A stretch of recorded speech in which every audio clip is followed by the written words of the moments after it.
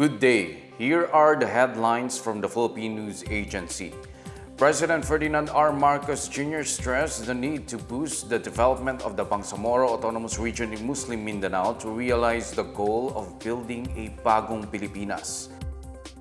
The chief executive made the remark as he led the 17th meeting of the National and BARMM Government's Intergovernmental Relations Body or IGRB on Thursday.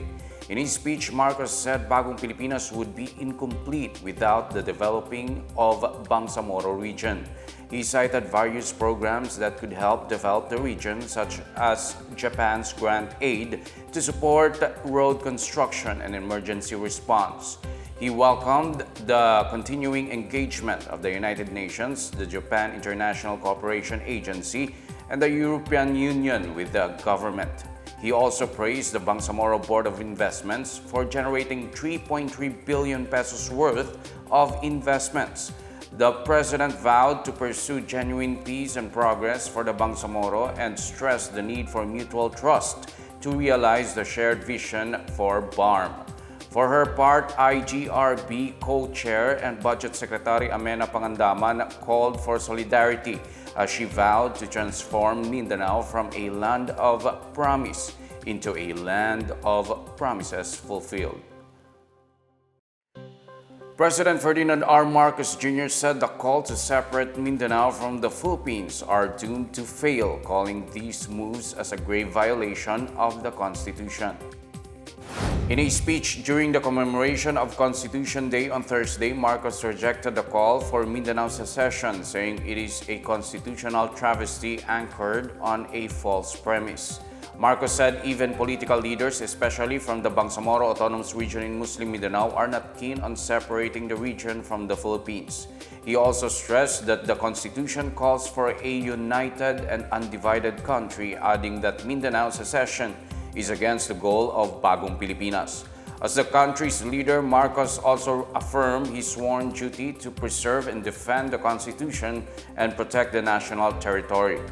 Former President Rodrigo Duterte earlier proposed having a separate and independent Mindanao. The Department of Transportation says the proposed fare increase for the MRT-3 could be pushed back to as late as May. Transportation Assistant Secretary for Railways Georgette Aquino said the DOTr is still evaluating the fare hike request. She said by the time the new fares are approved and published, they expect it to be implemented by the end of April or middle of May. She also assures the new MRT-3 fare will still be affordable for the riding public. The MRT-3 management is seeking an additional 2 pesos and 29 centavos for the boarding fee and a 21 centavo increase per kilometer. This will hike the minimum fare from 13 pesos to 16 pesos and bring up the end-to-end trip from North Avenue Station to Taft Avenue Station from 28 pesos to 34 pesos. Aquino said the fare hike will ensure the smooth operation and regular maintenance of the MRT-3. Companies from Switzerland are keen on opening businesses in the Philippines as they see the country as an attractive investment destination. Swiss Foreign Affairs Minister Ignacio Cassis said doing business with the Philippines has become easier and more attractive than in the past, especially with its free trade agreement with the European Free Trade Association signed in 2018. He said investments from Swiss firms in the Philippines have so far created more than 28,000 jobs. Cassis made a statement following a bilateral meeting with Foreign Affairs Secretary Enrique Manalo on Thursday, where they agreed to work towards the full implementation of the Philippine-EFTA free trade deal.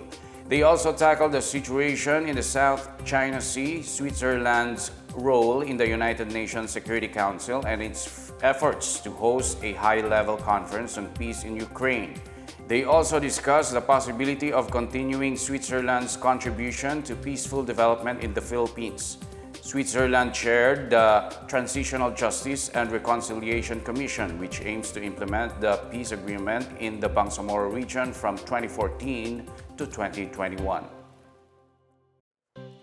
In other news, PAGASA has advised the public, especially residents of Metro Manila, to conserve water as dam levels continue to decrease amid the prevailing El Nino. PAGASA hydrologist Sonia Serrano said water levels in most of the country's dams have been going down since January and are now below normal levels. A decrease in rainfall due to El Nino has contributed to the drop in water supply. In the case of Angat Dam, which supplies 98% of the potable water in Metro Manila, the water level has dropped by an average of 0.9 meters from February 1 to 8. PAGASA said water levels in dams will continue their downtrend unless the country experiences a strong tropical cyclone.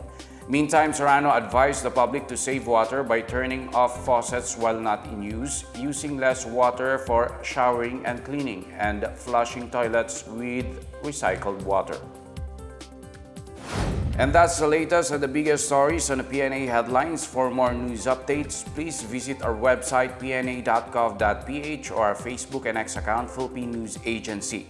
The PNA Headlines is also streamed via the Servicio Facebook page.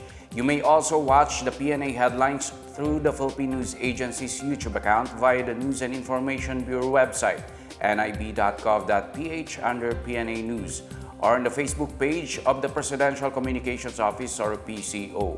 I am Wilnard Basilonia and this is the PNA Headlines, bringing stories that unite the nation.